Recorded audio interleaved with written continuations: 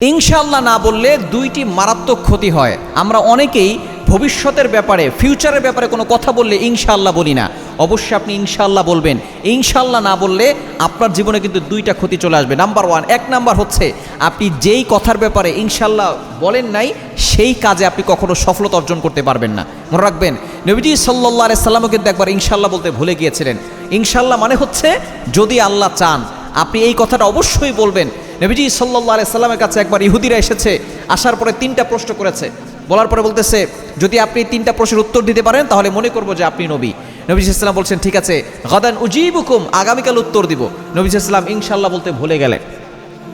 পরের দিন ইহুদিরা আসলে এসে বলল, ইয়া রাসূলুল্লাহ, ইয়া হাবিবাল্লাহ, আপনার কাছে প্রশ্ন করা হলো তিনটা, আপনি একটাও প্রশ্নের উত্তর দিলেন না।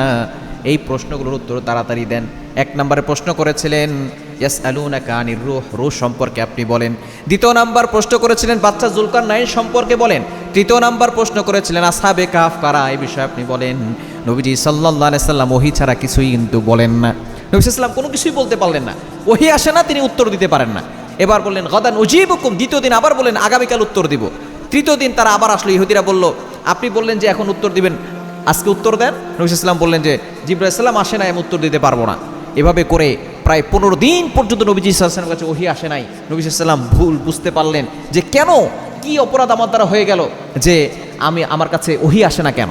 নবীজি সাল্লাল্লাহু আলাইহি ওয়াসাল্লামের উপর আল্লাহ পাক রব্বুল আলামিন আয়াত নাজিল করে গোটা উম্মতকে শিক্ষা দিয়ে দিলেন। 15 নম্বর পৃষ্ঠার 1 নম্বর লাইন, সূরা কাহফের 22-23 নম্বর আয়াত। রব্বুল আলামিন বলেন, ওয়ালা তাকুলান্না লিশাইইন ইন্নী ফাইলুন যালিকা গাদা ইল্লা আইয়াশা আল্লাহ। নবী হে, আপনি ভবিষ্যতের ব্যাপারে কোনো কথা বললে ইনশাআল্লাহ বলবেন, ইনশাআল্লাহ বলতে ভুলবেন না। নবী সাল্লাল্লাহু আলাইহি ওয়াসাল্লামকে শিক্ষা দিয়ে গোটা উম্মতকে আল্লাহ পাক রব্বুল আলামিন শিক্ষা দিয়েছেন। সুতরাং আপনি ভবিষ্যতের ব্যাপারে যদি আপনি কোনো কথা বলেন, ইনশাআল্লাহ না বললে ওই কাজে আপনি কখনো সফলতা অর্জন করতে পারবেন না। দ্বিতীয় নাম্বার হচ্ছে আল্লাহ তাআলা আপনার প্রতি অসন্তুষ্ট হবেন। আর আল্লাহ যদি কারোর প্রতি অসন্তুষ্ট হয়, সে দুনিয়াতেও বরবাদ হয়ে যাবে, আখিরাতেও তার ধ্বংস হয়ে যাবে।